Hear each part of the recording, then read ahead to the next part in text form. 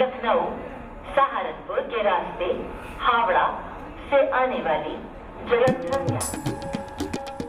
I'm in Ludhiana, Punjab, home of my good friend Dr. Alex, and we're taking the Shadapti to New Delhi on our way to Gujarat. Executive class, breakfast and coffee coming. 4.5 hours later, we arrive in New Delhi and make our way through the crowded streets to the airport. We will fly to Baroda, now Vadodara, on our way to see friends in Bharuch, Gujarat. After meeting with friends the night before and a good breakfast, we continued on to Ahmedabad. Our plan is to stop at the Lakshmi Vilas Palace in Baroda. It gave me an opportunity to see another facet of life in India. India is an invented nation. It's made up of many quite different groups of people, and I always find it fascinating when I travel to different parts of India and observe this diversity. We traveled the main western highway that comes up from Mumbai in the south and goes through Baroda and onto Ahmedabad. And I wanted to get a glimpse of the world of the Maharajas. So we took a break to see the Lakshmi Vilas Palace. This is one of the largest palaces on earth, and certainly it looked very impressive.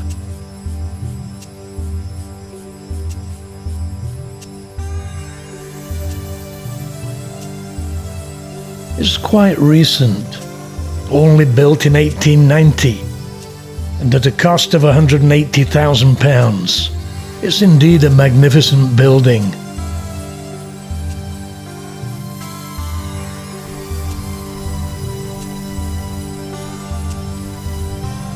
There's even a golf course on its 500 acres.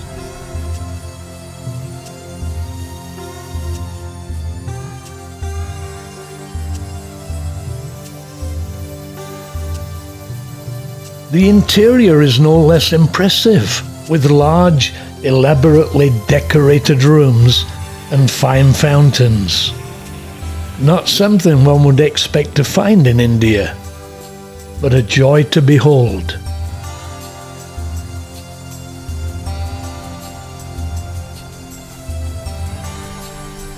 Then back to our journey.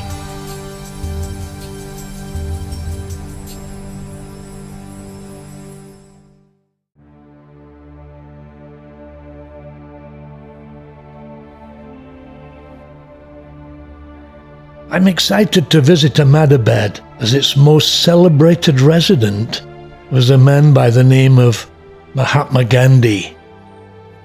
And this is the Sabarmati Ashram, where he lived for 12 years, along with his wife Kasturba. It was from here that Gandhi led the Dandi March, known as the Salt Satyagraha, on the 12th of March 1930. In recognition of the significant influence that this march had on the independence movement, the Indian government has established the ashram as a national monument. And one can see the humble lifestyle of one who liberated India from both the British and the Maharajas and enabled the rule of Indian politicians. It's a peaceful place, right on the banks of the Sabarmati River, and was indeed a moving experience to visit here.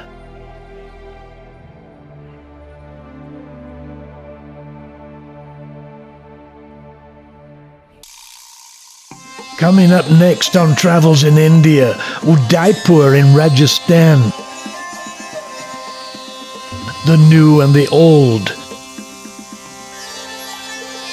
and the intriguing, why did the camel cross the road?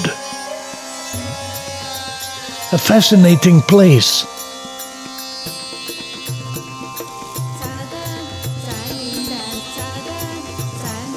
A magnificent fort that gives insight into a colourful past, the road India has travelled through the centuries.